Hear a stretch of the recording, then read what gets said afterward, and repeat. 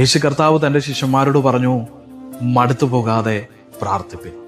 മടുത്തു പോകാതെ പ്രാർത്ഥിപ്പിൻ എന്ന് പറയുമ്പോൾ നമ്മുടെ ഹൃദയത്തിലേക്ക് ആദ്യം ഓടി വരുന്നത് ഏതെങ്കിലും ഒരു പ്രത്യേക വിഷയത്തെക്കുറിച്ച് വീണ്ടും വീണ്ടും ആവർത്തിച്ച് ദൈവത്തെ ഓർമ്മിപ്പിക്കുക എന്നുള്ളതാണ്.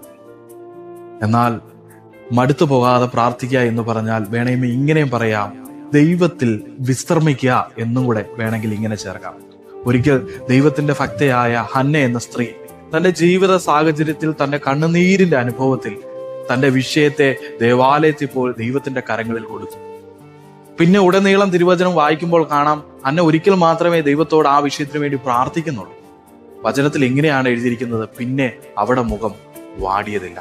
തന്റെ വിഷയത്തെ ദൈവത്തിന്റെ സന്നിധിയിൽ ഏൽപ്പിച്ചു കഴിഞ്ഞാൽ ആ വിഷയം ദൈവം ഏറ്റെടുത്തു. പിന്നെ ഞാൻ അതിനെക്കുറിച്ച് ഭാരപ്പെടണ്ട, പിന്നെ ആ വിഷയത്തെക്കുറിച്ച് ഞാൻ കണ്ണുനീരൊഴുക്കണ്ട, പിന്നെ ആ വിഷയത്തെക്കുറിച്ച് ഞാൻ നിരാശപ്പെടണ്ട. കാരണം ആ വിഷയത്തിന്റെ മേൽ തീർപ്പ് കൽപ്പിക്കാൻ ഒരു കഴിവുള്ള ഒരു ദൈവമാണ് എൻ്റെ ദൈവമെന്ന് വിശ്വസിക്കുന്നതാണ്, ആശ്രയിക്കുന്നതാണ്, സമർപ്പിക്കുന്നതാണ് മടുത്തു പോകാതെ പ്രാർത്ഥിക്കുക എന്ന് പറയുന്നത്. പലപ്പോഴും നമ്മൾ നമ്മുടെ പ്രാർത്ഥനയിൽ വിഷയത്തിന്റെ നടുവിൽ ഒരു മാറ്റവും സംഭവിക്കാതിരിക്കുമ്പോൾ നമുക്ക് നിരാശ തോന്നി ഇനിയും പ്രാർത്ഥിച്ചിട്ട് കാര്യമില്ല എന്നുള്ള ആ ചിന്ത കടന്നു വരാതിരിക്കാൻ ദൈവത്തിന്റെ ആത്മാവ് പറയാണ്, നീ അതിൽ മടുപ്പ് തോന്നരുത്.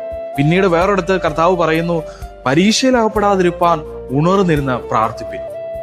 ഈ രണ്ട് കാര്യങ്ങളാണ് പ്രാർത്ഥനയെക്കുറിച്ച് പറയുമ്പോൾ നമ്മുടെ ഓരോരുത്തരുടെയും ജീവിതത്തിൽ കടന്നു വരുന്നത്. മടുത്തു പോകരുത്, ഉണർന്നിരുന്ന് പ്രാർത്ഥിപ്പിൻ. ഇതേ കർത്താവ് തൻ്റെ ശിഷ്യന്മാരെ പ്രാർത്ഥിക്കാൻ പഠിപ്പിക്കുമ്പോൾ ഇങ്ങനെ ഒരു കാര്യം കൂടെ പഠിപ്പിക്കുന്നുണ്ട്. സ്വർഗസ്ഥനായ ഞങ്ങളുടെ പിതാവേ, നിന്റെ രാജ്യം വരണമേ, നിന്റെ ഇഷ്ടം സ്വർഗത്തിലെ പോലെ ഭൂമിയിലും ആകണമേ. പ്രാർത്ഥിക്കുന്നതിന് മുമ്പേ ഒരു കാര്യം നമ്മൾ ശ്രദ്ധിക്കുക. അപ്പാ പിതാവേ എന്ന് വിളിക്കാൻ തക്കവണ്ണം നമ്മുടെ റിലേഷൻ, നമ്മളും ദൈവവുമായിട്ടുള്ള ബന്ധത്തിന് എന്തെങ്കിലും കോട്ടം സംഭവിച്ചിട്ടുണ്ടോ?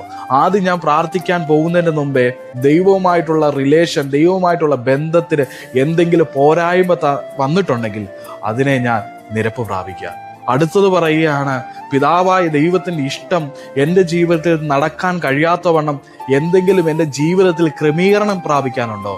അതിൽ ഞാൻ ക്രമീകരണം പ്രാപിക്കുക. അതുകൊണ്ടാണ് യേശു കർത്താവ് പറയുന്നത്, സ്വർഗസ്നായ ഞങ്ങളുടെ പിതാവേ, നിന്റെ രാജ്യം വരണമേ, നിന്റെ ഇഷ്ടം സ്വർഗത്തിലെ പോലെ ഭൂമിയിലും ആകണമേ. അപ്പാ പിതാവേ എന്ന് വിളിക്കുന്ന ആ റിലേഷന് കോട്ടമുണ്ടെങ്കിൽ അത് ക്രമീകരണം പ്രാപിക്കണം. ദൈവത്തിന്റെ ഹിതം എൻ്റെ ജീവിതത്തിൽ നടക്കാൻ കഴിയാത്തവണ്ണം എൻ്റെ ജീവിതത്തിൽ എന്തെങ്കിലും കോട്ടമുണ്ടെങ്കിൽ ക്രമീകരണം പ്രാപിക്കണം. പിന്നീടാണ് കർത്താവ് പറയുന്നത്, എനിക്ക് അന്നന്നത്തേക്കുള്ള ആഹാരം തരണം, പരീക്ഷയിലാവപ്പെടാത്തവണ്ണം എന്നെ കാക്കണം.